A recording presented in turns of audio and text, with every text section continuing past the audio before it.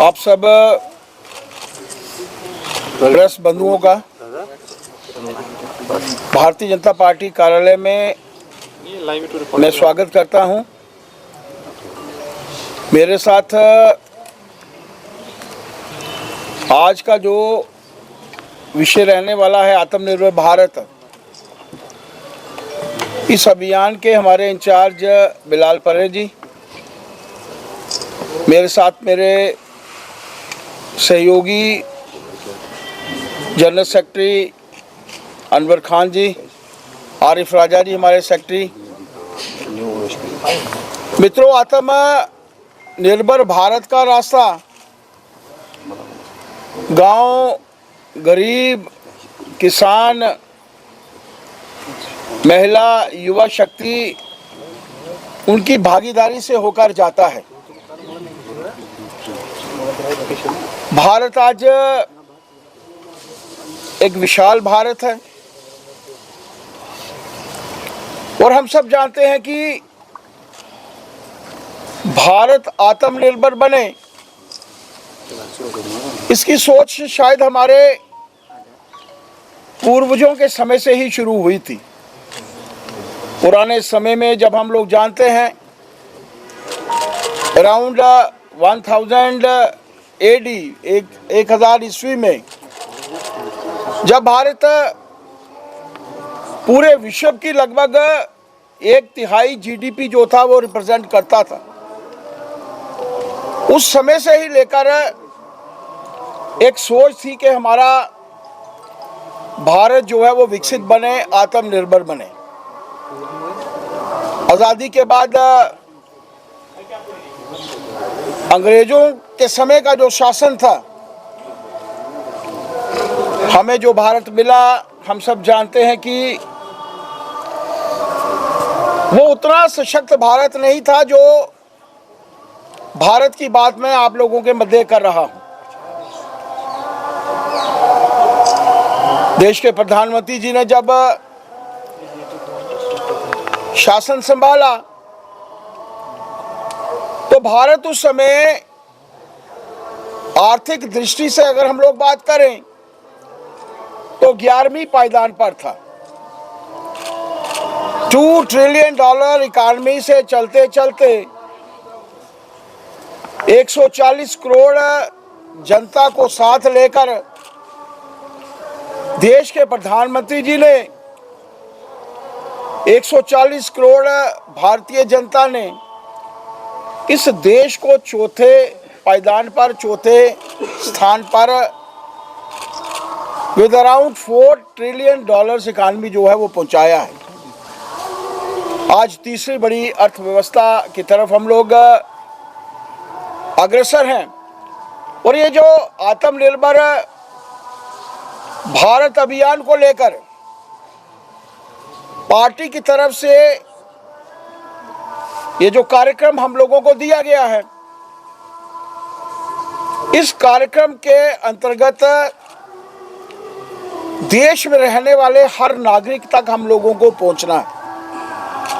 25 सितंबर से इसकी शुरुआत हुई थी, प्रदेश में इसकी प्रेस कॉन्फ्रेंस, और आज मैं कश्मीर में था तो इसलिए मुझे लगा कि आप सबके साथ रूबरू होना चाहिए, बात करनी चाहिए। 25 सितंबर दीनदयाल उपाध्याय जी का जन्मदिन रहता है, जिनसे जब पूछा गया कि आत्मनिर्भर बनने के लिए भारत को क्या करना चाहिए, लोगों को क्या करना चाहिए, भारतीयों को क्या करना चाहिए, तो उन्होंने कहा 2 शब्द, विकेंद्रीकरण और स्वदेशी। और इसका समापन 3 महीने के बाद उस महान विभूति के जन्मदिन पर, जिनके जन्मदिन को हम लोग सुशासन दिवस के रूप में मनाते हैं, अटल बिहारी वाजपेयी जी। और इस समय के अंतराल में हम लोगों को, भारतीय जनता पार्टी के कार्यकर्ताओं को और इस देश में रहने वाले हर देशभक्त नागरिक को, आम लोगों तक प्रधानमंत्री जी का एक मैसेज आत्मनिर्भर भारत का मैसेज जिसकी शुरुआत कोविड के समय में हुई थी, और एक ऐसी महामारी जिसके चलते लगता था कि देश को बहुत नुकसान होगा, करोड़ों की संख्या में लोग, एक ऐसी महामारी थी विश्व भर में हम लोग देखते थे। लेकिन आपदा के बीच में अवसर तलाशते हुए प्रधानमंत्री जी ने जिस तरीके से यहाँ पर वैक्सीनेशन डेवलप की, मेडिसिन की मैन्युफैक्चरिंग हुई, 3 लेयर मास्क जो कभी भारत में बनते नहीं थे वो बने, वेंटिलेटर्स जो कभी भारत में निर्मित नहीं होते थे वो हुए, और वो हम लोगों ने देखा कि इस अभियान ने हमारे देश में रहने वाले हर नागरिक को अपने पांव के ऊपर खड़ा किया। तो हम लोगों ने देखा कि, और आज के इस संदर्भ में मैं आप लोगों के साथ यही बातचीत करने के लिए आया हूं कि अगर हम लोग चाहते हैं कि 2047 तक भारत जब अपनी आज़ादी के 100 वर्ष पूर्ण करेगा, विकसित देशों की श्रेणी में भारत सबसे प्रथम होगा, तो इसके लिए हम लोगों को वोकल फॉर लोकल और आत्मनिर्भर भारत की एक कल्पना, जो मैंने पहले कहा कि जिसकी शुरुआत हर गांव से, हर गरीब से, हर नौजवान से, हर मातृशक्ति से और हर किसान की भागीदारी से शुरू होकर देश में रहने वाले हर नागरिक तक जब ये पहुंचेगी, तभी हम लोग आत्मनिर्भर होंगे। ऑपरेशन सिंदूर के समय में भी हम लोगों ने देखा कि किस तरीके से हमारे इंडिजिनियस हथियार जो थे वो इस्तेमाल हुए, और उसके चलते देश जो था वो जीत कर आगे आया।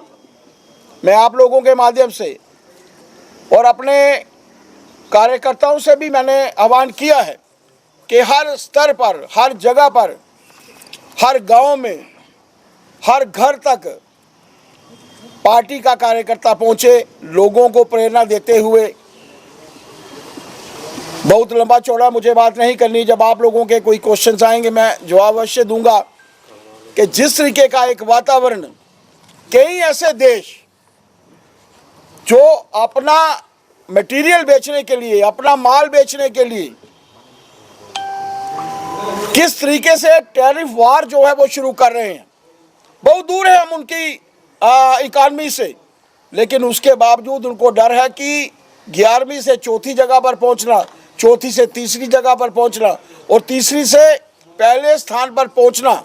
और जिस तरीके का एक वातावरण उन देशों द्वारा क्रिएट किया गया है, ऐसे समय में हमारा हर नागरिक अपने पाँव के ऊपर खड़ा हो, हमारे एमएसएमईज़ के माध्यम से, छोटे उद्योगों के माध्यम से, हमारे कॉलेजेस में रहने वाले स्टूडेंट्स के माध्यम से, जैसे मैंने पहले कहा हमारे किसानों के माध्यम से, हर एक आदमी अपने पाँव के ऊपर खड़ा हो वोकल फॉर लोकल को लेकर। और इस आत्मनिर्भर भारत की कल्पना के पीछे यही है कि हम लोग जब विकसित देशों की श्रेणी में सबसे प्रथम खड़े होंगे, तो सभी भारतीय जब इनका योगदान देश के प्रधानमंत्री जी को मिलेगा, तभी ये पॉसिबल हो सकता है। आप सबका मैं बहुत बहुत आभार प्रकट करना चाहता हूँ। जैसे अभी बहुत कम समय में और बड़ी शॉर्ट नोटिस में आप सब आए हैं, मुझे आप सबसे बातचीत करने का मौका मिला है। जय भारत, जय हिंद। शर्मा जी, मेरा एक सवाल है। जिस तरह से कल सीएम उमर अब्दुल्ला की तरफ से बताया गया कि हालात बदलने में देर नहीं लगती है, तो एक तरह का ये स्ट्रिक्ट वार्निंग थी, again strict warning for centre था, तो उसके लिए क्या कहेंगे और इस स्टेटमेंट को आप कैसे देखते हैं? क्योंकि लद्दाख में जो हालात बने हुए हैं स्टेटहुड और जो 6th शेड्यूल का है उसके मुतालिक, और उन्होंने उसी को मद्देनजर कहा कि स्टेटहुड का दर्जा यहाँ पर भी देने की जरूरत है। अगर नहीं इस तरह के इकदाम उठाए जाते हैं तो शायद उस तरह की सिचुएशन यहाँ पर भी बन सकती है। उनका कहने का ये मतलब था। आप सबके ध्यान में होगा, जम्मू कश्मीर में भारतीय जनता पार्टी की गठबंधन सरकार थी। उस समय में भी ऐसी परिस्थितियां इसी गठबंधन सरकार द्वारा, जो आज सत्ता में है, कम वोट लेने के बावजूद सत्ता में है, आप सबके ध्यान में होगा कि उस वक्त सरकार में एक रिक्वेस्ट की थी कि सभी पॉलिटिकल पार्टीज को, ये मैं 2019 से पहले की बात कर रहा हूं, सभी पॉलिटिकल पार्टीज को इकट्ठे होना चाहिए। जम्मू कश्मीर के कार्यों को आगे बढ़ाने के लिए सभी को इकट्ठे होना चाहिए। आप सबके ध्यान में होगा, कभी अपनी पुराने वीडियोस आप देखने का प्रयत्न करें। पहली पॉलिटिकल पार्टी में नेशनल कॉन्फ्रेंस के मुख्यमंत्री और पूर्व मुख्यमंत्री उस वक्त और उनकी टीम का कोई सदस्य नहीं आया था। एजीडी की बात कर रहे हैं। फिर जब भारतीय जनता पार्टी की गठबंधन सरकार जम्मू कश्मीर में थी, फिर दूसरी बैठक हुई, इसमें कांग्रेस का कोई नहीं आया। आप सोचिए कि ये लोग कभी जम्मू कश्मीर के हित में इन्होंने कार्य नहीं किया। 1 वर्ष का कार्यकाल हुआ है इनका। कभी हम लोगों ने मीडिया के माध्यम से उनसे पूछने का प्रयत्न किया कि ट्रांसफर्स को छोड़कर, एलिवेशन को छोड़कर, आरोप प्रत्यारोप को छोड़कर क्या इन्होंने कोई कार्य किया है? जम्मू कश्मीर की जनता ने, मैं जम्मू कश्मीर की इसलिए कह रहा हूं कि जम्मू में भी इनको कुछ सीटें मिली हैं, इनको वोट इसलिए दिया था कि ये डेवलपमेंट करवाएंगे। जिस एजेंडे को लेकर इन्होंने शुरुआत की थी, बिजली मुफ्त देंगे, पेंशन इतनी करेंगे, बड़ी डिटेल में मैं नहीं जाना चाहूंगा क्योंकि मुझे आज आत्मनिर्भर भारत के ऊपर बोलना है, उसी के विषय के ऊपर बात करनी है। लेकिन क्या कार्य, 1 वर्ष का क्या कार्य इस कार्यकाल में इन्होंने कुछ नहीं किया। लोगों की आंखों में धूल झोंकने के सिवाय इनके पास कुछ नहीं है। पुराना इतिहास 1953 से लेकर आजादी के बाद ही समझ लीजिए, इससे ज्यादा योगदान इनके परिवार में से लोगों ने कुछ नहीं दिया है। 1 साल का अंतराल हम लोग तो चाहेंगे, अभी हम लोग शुरू करने वाले हैं। 1 साल में इनके मैनिफेस्टो में से कितने कार्य हुए हैं, इन्होंने कितनी ट्रांसफर्स की हैं, कितनी ऑफिसर्स की एलिवेशन की हैं। शर्मा जी, इतिहास तो सबको पता है। मैं प्रेजेंट आपको इतिहास नहीं पता है। मैंने कहा 1947 से लेकर 1953 से लेकर इन्होंने यही वातावरण जो है वो क्रिएट करने की कोशिश की। एक बात मानकर चलिए, ये भारतवर्ष है, ये डिफरेंट भारतवर्ष है, ये प्रधानमंत्री नरेंद्र भाई मोदी जी का भारतवर्ष है। जिस शख्स के साथ 140 करोड़ जनता खड़ी है, 2, 4, 5 को छोड़कर, उस भारत का कोई बाल भी जो है वो बांका नहीं कर सकता, ये मानकर चलिए। शर्मा जी, एक सवाल लूँगा। न्यूज़ 18 से सरोज हूँ। अभी एक डेवलपमेंट हुई है जिसमें आरएसएस के 2 टॉप ऑफिशियल्स, जिसमें से एक नेशनल जॉइंट सेक्रेटरी और वही दूसरे नेशनल वर्किंग कमेटी के मेंबर हैं, श्रीनगर आए हैं। आप लोगों से अभी मुलाकात हुई है और जो लद्दाख में इस वक्त हालात बन रही हैं उसका थोड़ा किस तरीके से डाउनलोड रहेगा? आप मुझे कोई ध्यान नहीं है। मैं कल परसों में पार्टी के कार्यक्रम के लिए एक वर्कशॉप थी हमारी। जी जी। अमूमन वर्कशॉप पार्टी कार्यालय जम्मू में होती है। इस बार पार्टी ने मन बनाया है और पहली बार इतिहास में हम लोगों ने जनरल सेक्रेटरी भी जो है अनवर खान जी यहाँ से दिए हैं। पार्टी के हमारे बहुत से सीनियर लीडर अब लगभग बराबर मैं कह सकता हूँ कि यहाँ पे हैं। तो इसलिए मैं हर बार जितनी हमारी कार्यक्रमों की शुरुआत होती है, मैं जम्मू से भी करता हूं और उसके पैरेलल जो है वो कश्मीर से भी करता हूं। मेरे ध्यान में नहीं है कि आरएसएस के कुछ लोग आए हैं। मैं पार्टी के कार्यक्रमों को लेकर, और आज बांडीपुरा सुबह हम लोग 6 बजे निकले थे, कार्यकर्ताओं से मिले और एक एग्जीबिशन की हम लोगों ने शुरुआत की है। कल भी मैं सारा दिन पार्टी के प्रमुख कार्यकर्ताओं से मिलता रहा। अगर कोई आपके ध्यान में है कहाँ है तो मैं जरूर मिलूंगा। जो लद्दाख में जो अभी हुआ है, वो लद्दाख के विषय में मैंने बात कर दिया था। लद्दाख में जो अभी हुआ है, क्या बीजेपी वहाँ पे रीच आउट प्रोग्राम करेगी? क्या वहाँ पे जो लोगों का रोष है बीजेपी अब मैंने इस विषय पे जवाब दे दिया है। और कोई आप में से अभी काफी टाइम के बाद ये राज्यसभा के इलेक्शंस होने जा रहे हैं, तो क्या हम उम्मीद करेंगे कि कश्मीर से बीजेपी की कोई नॉमिनेशन होगी, किसी फेस को देखा जाएगा? ऐसा है कि भारतीय जनता पार्टी की नीचे इलेक्शन कमेटी होती है, वो तय करती है। पार्टी का कोर ग्रुप जो है वो मिलकर तय करता है और उसके बाद फाइनलाइजेशन जो होती है पार्लियामेंट्री बोर्ड द्वारा होती है। मैं तो चाहता हूं कि जम्मू कश्मीर में से किसी को भी, जब नरेंद्र भाई मोदी जी का एक ही मूल मंत्र है, सबका साथ, सबका विकास, सबका विश्वास और सबका प्रयास, ये मूल मंत्र भारतीय जनता पार्टी के सभी कार्यकर्ताओं पर एप्लीकेबल होता है। और उसी के अंतर्गत ये मानकर चलिए कि आप लोग भी दुआ करिए, हो सकता है कहीं की भी लॉटरी जो है वो निकल सकती है, होगा जम्मू कश्मीर में से ही कोई। Thank you. राकेश, चाय लो। क्या बात है, कुछ परेशान लग रहे हो? पता नहीं दीदी, बड़े दिनों से रोमित से बात नहीं हुई। एक काम करो, आज उसे घर पर इनवाइट कर लो, क्योंकि आज का खाना स्पेशल होने वाला है। ठीक है दीदी।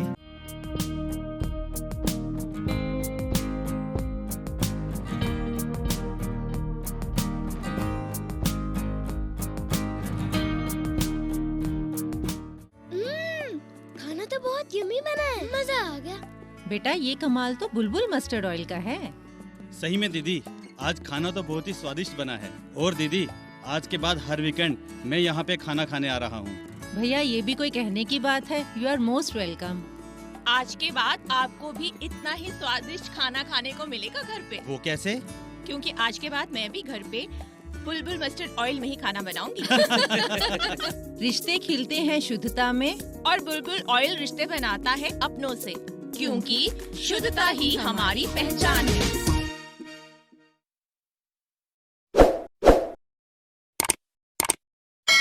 जम्मू कश्मीर की खबरों के लिए जुड़े रहिए JK अपडेट के साथ।